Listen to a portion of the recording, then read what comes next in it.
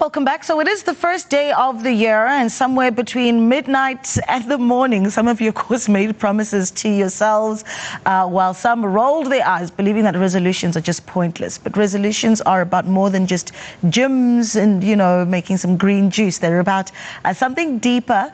They hit pause on our autopilot, and they make us think about really what it is that we're doing and ask ourselves some tough questions. Now, neuroscience tells us that the brain is wired for reflection and reset, and when we do resolutions properly, they do build grit.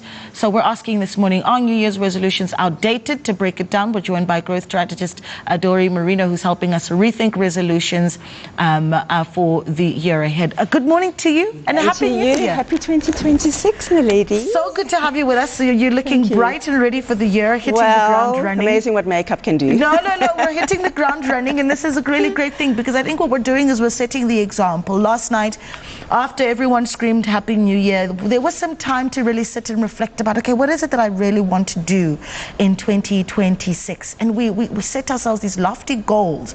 I actually want to talk about the trends that you see and how people really think about their New Year's resolutions, because we already make these big promises to ourselves. If I don't get married this year, I'm buying that house this year, and big promises that we make to ourselves. Yeah, and it's interesting how as we get into December and that quietening down time, we start thinking about the year that's passed. So what have I achieved? And it's all about measurement. What have I achieved? What have I done? And then we put ourselves down for the things that we haven't achieved. And that's where the New Year resolutions come in. Well, I haven't done this, and I'm unhappy with this, and I really want to achieve that. And so I think for me, the stance is that we come into it from a negative perspective. It's about what we haven't done rather than what we have done or what we want to become. So New Year's resolutions are dangerous ground. If it's just a to-do list of things, I think you're going to set yourself up for some failures possibly, and some disappointments, and you know, that's not what we want to do. We want to go into the year with some objectives and some goals, and we want to set ourselves up to succeed. Yeah, it's interesting that you actually say that we set our New Year's resolutions coming from a negative base, and I looked at how people wrapped up 2025, and you look at the posts on social media, a lot of people saying, oh, this was a tough year, you survived the year. So again, coming from a negative base, and I hear all the time, gratitude is a really great place to start, right? Think about the things that you did get right in 2025. Does that give us some momentum for 26? Exactly, exactly.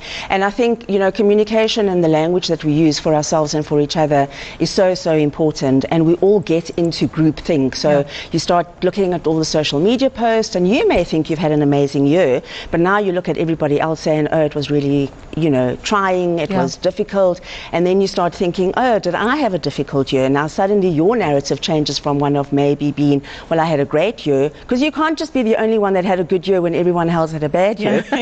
You can't be that guy. You can't be that person. So then we start thinking, well, actually it wasn't such a good year, and what do I want to be doing better next year?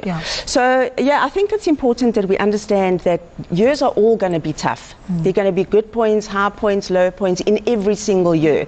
And so how we adapt and how we handle the language and how we talk to ourselves about what has happened and what we want to do is really going to set us up for success. Yes, because we can write the list and say, this is what I'm going to do, I'm going to lose all of this weight, whatever it may be, but without a plan it becomes quite difficult.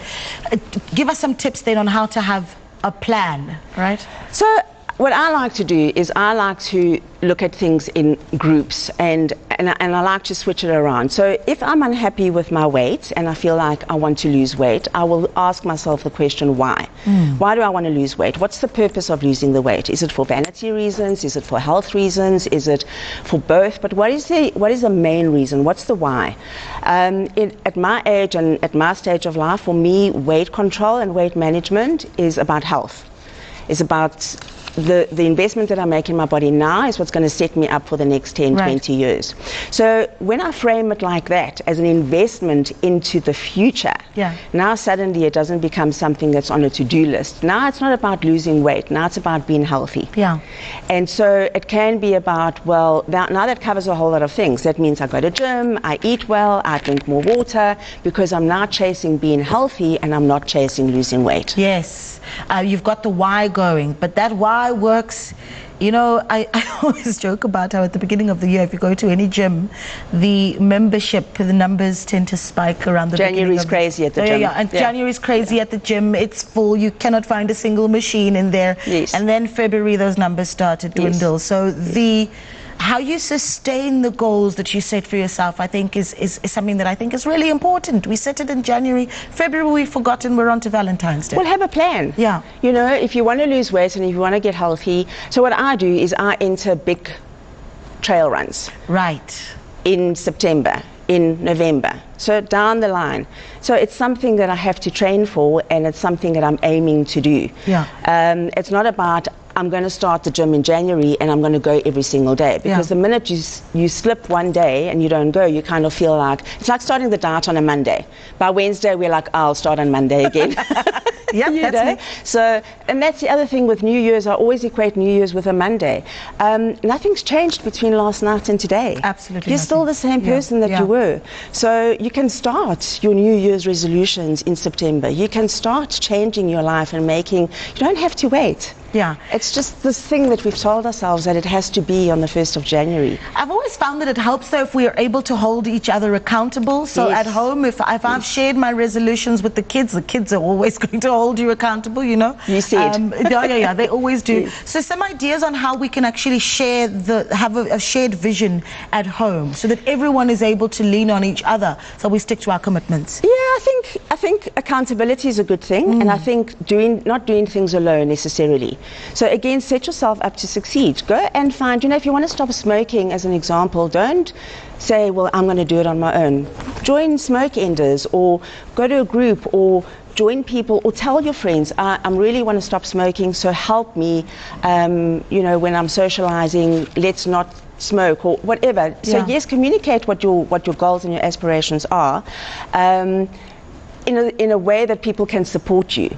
Yeah. Because I think that you can also set yourself up for people to bring you down, and that's dangerous, and to make you feel guilty, and to hold it against you when you don't succeed. So I think it's important that we frame it correctly, and we set ourselves up for success as much as we can. And you're a growth strategist. It always helps to have someone who we can reach out to and say, okay, well, you've got services to make sure that I stay with my plan. Talk to us about the work that you do and where we find you. Well, a growth strategist, I do a lot of coaching, and coaching really is an accountability partner. Yes. To a large degree. People go, well, what do you actually do? And I'm just that person that you can unpack things with and talk things through, and we strategize your personal life, really. I talk about a personal strategy as opposed to resolutions. You can find me on LinkedIn. I've got a website, dorimarino.com, so that's where you can find me. All the best for the year, and I hope that a lot of people are going to be reaching out so they stick to their plans. That's Thank you, Naledi. Thank you so much. Dori Marino, of course, is a growth strategist, speaking to us about how we stick to our goals for 2026. All right.